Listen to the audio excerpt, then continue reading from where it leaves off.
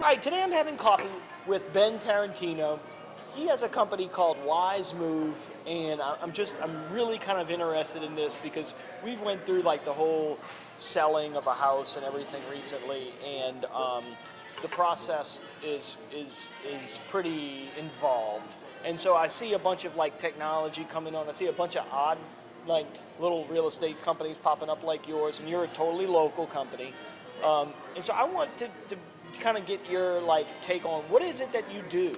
Like what are you at the end of the day? What are you? We're a real estate brokerage firm that is trying to make the market more liquid than it actually is. Okay, when you say more liquid. Being able to transfer an asset from one individual to another individual for a lot less cost. Okay. So. Because generally real estate agents take percentages of fees and on this side and on that side, but you're doing things as more of a flat rate? Correct. Yeah. Okay. So basically, we're charging $2,500 to our consumers or the If clients. I'm selling a house? Yeah, we're charging you $2,500. We still have to operate within the system, so we do have to offer whatever the least amount that we can probably get by with to the other realtors to bring us a buyer. So realtors still kind of have a place in the world. I can't be like, nah, to hell with realtors. I'm going to put a for sale sign on my house and do it myself. Right. Yeah. There is still a place for the realtor, and that's a question that comes up a lot. Is can we replace a realtor with an app? I'm fine with that. I think that we're a very, very long way away from replacing the realtor with an app. And the reason is because people still feel as though they need some sort of guidance. The same way, that you would consult, a stock report or something like that when you're buying stock. Okay. There's still guidance that needs to be, because it is a huge process. And when you're buying a Google stock, you know kind of what you're getting. If you buy a $500,000 house, you want somebody that can give you some guidance on where is that market going. Yeah. Is it on the uptick? Is it on the downtick? These are things like that. I give a lot of advice to people on coffee like that too, because coffee is a traded commodity. It's the second largest traded commodity in the world. So I do from time to time have conversations with people about coffee, where the market's going. So yeah, I mean, if you've got, but all I do is coffee. All I deal with is coffee. So I've got a good kind of feel on the market. So you're saying that if you've got a full-time realtor that does nothing but realty, right? Is that it? Realty? Yeah. Real estate. Real estate. Then they have a little bit more of a feel for what's going on. They obviously have more now. If you were to, like I say all the time, it's like if you were to invest in anything, whether that be invest in a stock portfolio or a real estate portfolio, or you were to make an investment in, who you choose as a doctor. You want that guy to be a full-time licensed doctor, or licensed, financial advisor, or licensed realtor. Yeah. And that's what I'm saying is that the industry has set the bar so low for people to become that advisor. Yeah. That it has crippled the. And I think a lot of real estate agents would actually agree with you on that as well. And they should. I think they totally would. Because it's about finding that. So what you're saying is it's about finding that right balance between technology and the person on the street that's got the right thing. Correct. And that's what I would, if I was to choose, if I was removing myself from the situation, if I was to choose a realtor, one, they would have to be a realtor full-time.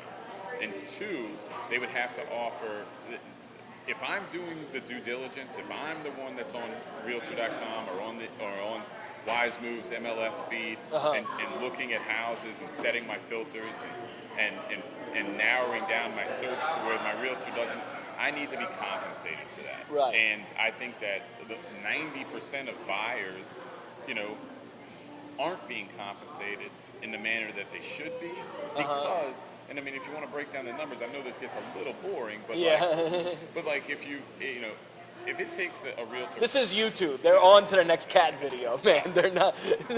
Yeah. I mean, if your realtor gets paid $10,000 in 40 hours to help you find a house. I mean, boom, there you go. Right. That's $250 an hour. Yeah, that's pretty darn good. That's pretty.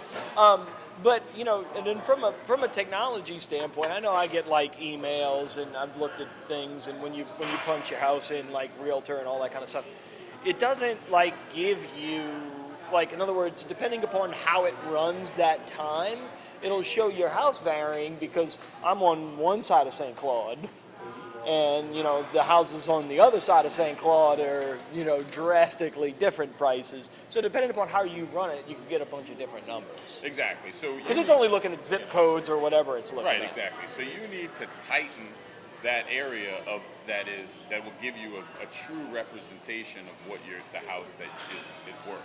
And a lot of consumers just go off of the comparables. Yeah. But what happens if houses, if things start to slow down? Well, and the comps and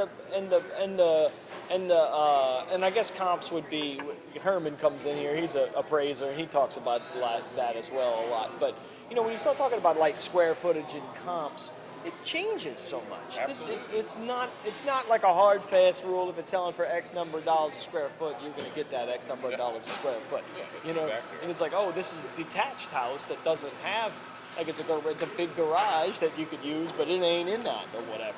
You got it. Yeah. And that's the thing, is that you have to go the extra mile. You have to, there are things that like you have to do, to say like, hey, this is what this guy's asset is valued at on April 11th, 2018, and little things that happen throughout the time will have a great effect on that guy's, as interest rates rise. Right. Value will come down.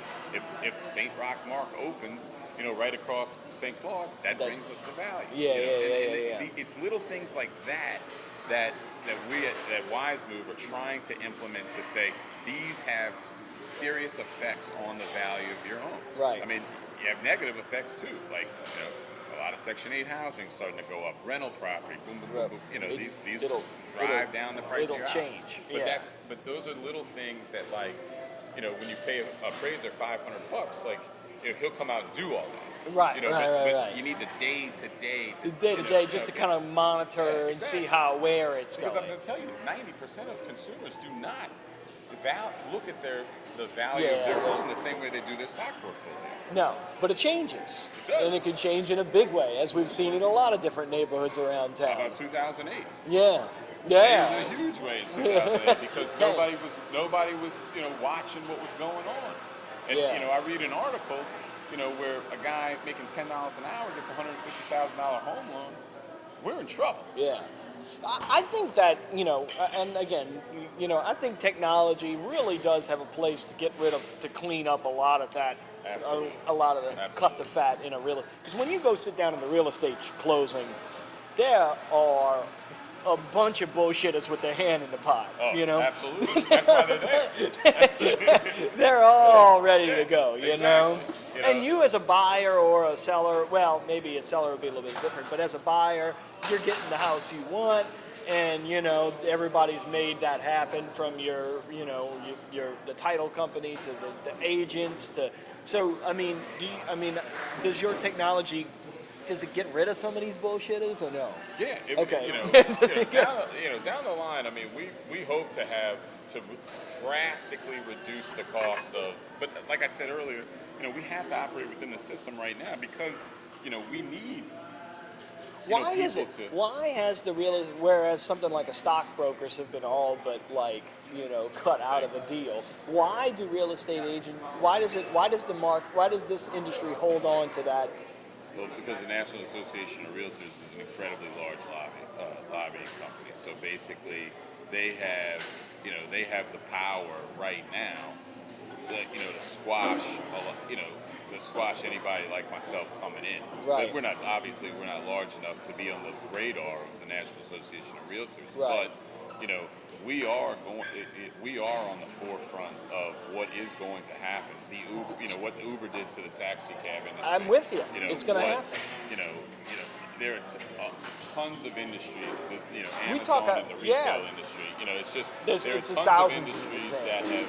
that have basically used And one of the things that I've done several episodes of this show on various things. I mean, I think 5 to 10 years, how we use energy is going to be a totally absolutely. different thing. You know, with solar, and when I talk to people about that, they're like, solar ain't there yet. I'm like, it's not there yet. That's why I said in 5 years. But like, you're going to drop off the grid. You're going to do, the Uber for the taxi cab thing. You know, it's only a matter of time before somebody cuts this fat down in the real estate world. Yeah, and that's the thing is like, I talked with our, with the partners that we have, and I said, this is the future of the industry. Yeah. And being able to do this is one, it's very costly. It costs a lot of money to advertise and to pay people full time to go out there, and but we know in the long run that this is going to catch on. We are a very long way away from just a regular person going into another regular person's house to view it. Yeah.